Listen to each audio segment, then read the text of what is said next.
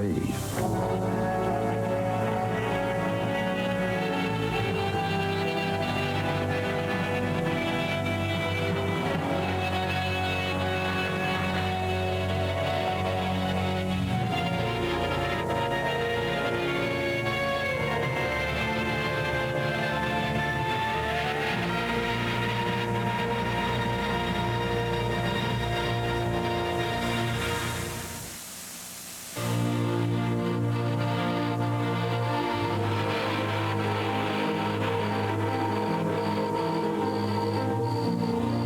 America's great mansions, monuments to the vast fortunes carved out of a young, prosperous nation.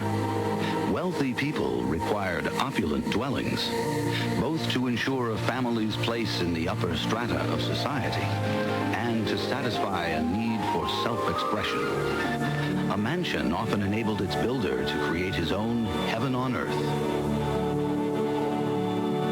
From the snowy slopes of New England to the rocky bluffs of San Francisco, great men and women built great mansions. Riches acquired from every source imaginable financed the construction of these American palaces, and they often served as backdrops for some of the country's most infamous and tragic sagas. Although many of these historic treasures have fallen prey to neglect and disrepair, a good many have retained their glory thanks to people who love these old homes and devote their lives to preserving them. So strong is the attachment to America's mansions that to some former residents, it extends beyond the grave. Often the only relics of a time gone by, some mansions retain not only the physical remnants of the past, but the spiritual ones as well. Like radio waves that never die, reflections of the past are often replayed over and over in these old homes. Spirits of those long dead often have experienced a tragedy or simply seem unable to sever their earthly ties. They just don't want to leave it. They love it. Or they died maybe too quickly. They weren't ready to die. I don't know. Why does the spirit stay in the house? I don't know. The ghosts who haunt America's mansions manifest themselves in a variety of ways, from the smell of roses and a reassuring smile to sometimes violent attacks. The range of their behavior mirrors that of the living. But why are mansions a focal point of ghostly activity? I think why we tune into mansions is because they stand longer than anything else. It's like the castles of Europe. And so the probability of something happening there that would have an imprint on the walls and the ceilings and the atmosphere, it's highly more regular.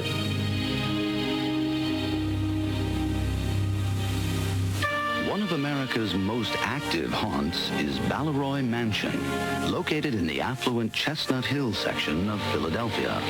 Built in 1911 by the Taylor family, the mansion was acquired by the Easby family in 1923 and is currently the home of philanthropist and socialite George Meade Easby. Balleroy Mansion was built of steel and stone. The first floor is made of the Chestnut Hill stone, which has now become quite rare. And then the second floor is brick with stucco over it. And the supporting beams are steel, which is a very good thing in case we should have a fire or something. It's pretty well protected. The Easby compound includes an enchanting fountain garden which comes to life when the sun goes down. The columns were by Stanford White.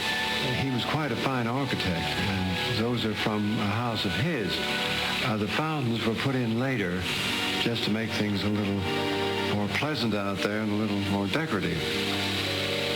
And the statues, most of them came from Italy, some from France, and then there's a few Greek statues. The great-great-grandson of Civil War General George Meade, Mr. Easby's prestigious bloodline has enabled him to assemble an impressive collection of historical artifacts. We have Napoleon's chair, the one he took to Elba. And then we have some of his china that Josephine gave him on an anniversary. And these came down in the family because my great-grandfather was born in the Bonaparte Palace. His father was then naval attaché to the court of Spain, and he was living there when the general was born. The glittering crystal room reflects the luxurious feel of another time. The cabinets hold rare Napoleonic material, as well as documents signed by Benjamin Franklin. General George Meade used this desk while devising the Union strategy for the Battle of Gettysburg. Just off the main staircase, the gold bathroom features fixtures molded from solid 24-karat gold. Of all the beautiful rooms in Balleroy, it is the first-floor blue room that attracts the most attention from those in this life and the next. Our most haunted room is the blue drawing room, and that is based on Jefferson's drawings. All the furnishings in there are early Philadelphia and early American furnishings. The center for ghostly activity at Balleroy, the Blue Room is home to a host of spirits who defend their unearthly chamber even to the death.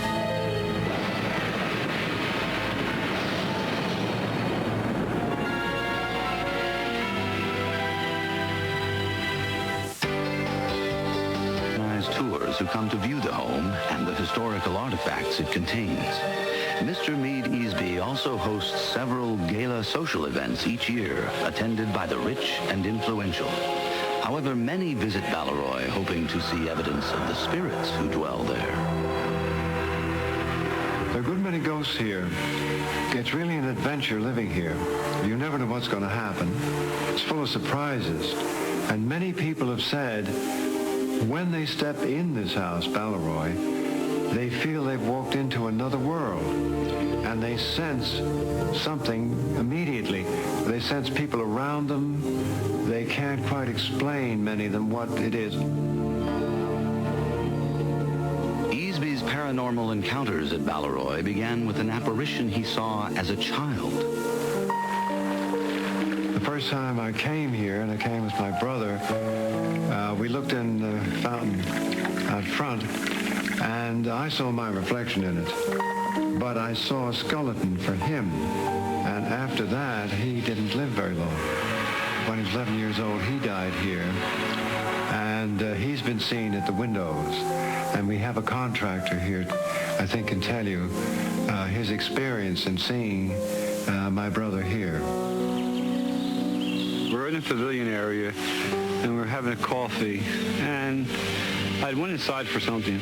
I continued walking down, and I noticed something up at the top of the window.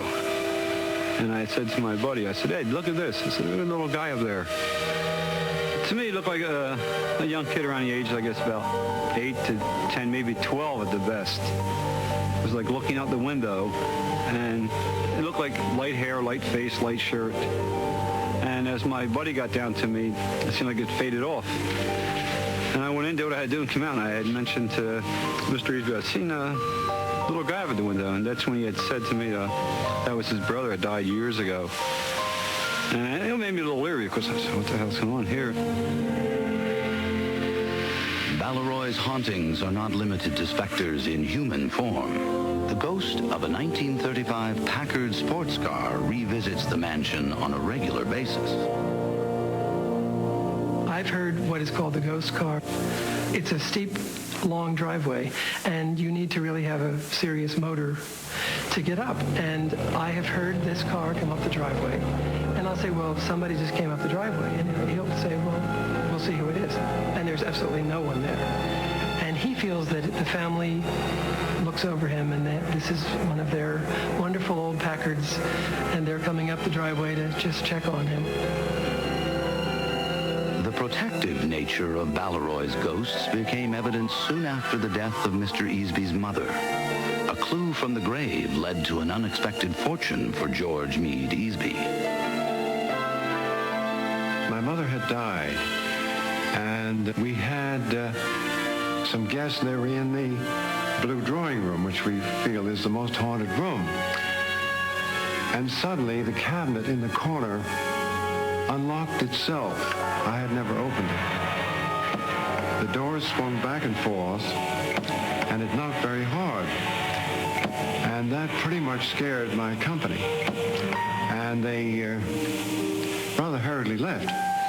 And they said for me to look for something that would pull my eye to it. They thought there must be a connection there.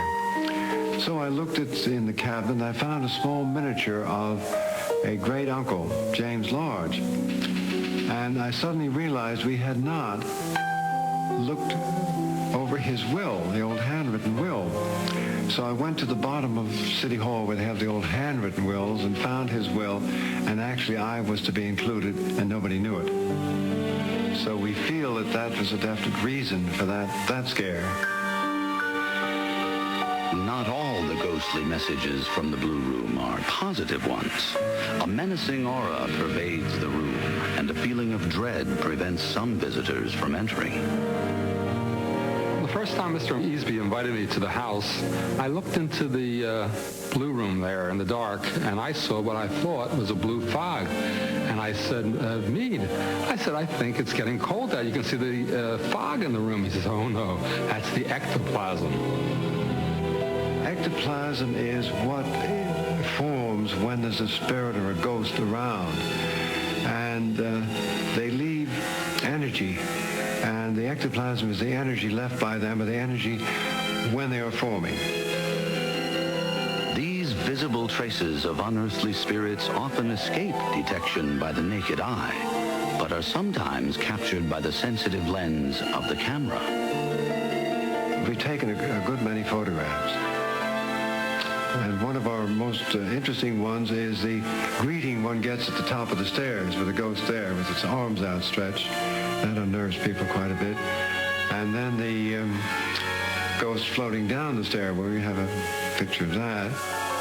A definite feminine presence dominates the spiritual world of the Blue Room. The portrait of family member Elizabeth Pulteney hangs in the far corner of the room, and witnesses have reported seeing her pretty face transform into that of a man right before their eyes. An old, unassuming chair is guarded by a female specter of doom named Amanda. Although warned by Easby to not sit in Amanda's chair, visitors who have dared to test her will have paid with their lives. 3 people who have been sitting in the chair, when they see Amanda, we don't know who Amanda is, but they see Amanda, describe her to me, a day or 2 later, they die. So we don't let anyone sit in the chair anymore. Besides the surly Amanda, the ghosts of Balleroy Mansion seem to be a friendly, protective lot, and visual contact with them can be an exhilarating experience. It happens so fast, you're just sort of surprised. And you don't, turn back in fear or anger or anything. It just happens, and you are elated. You're so surprised. It's such an odd phenomenon. It's hard to really explain it.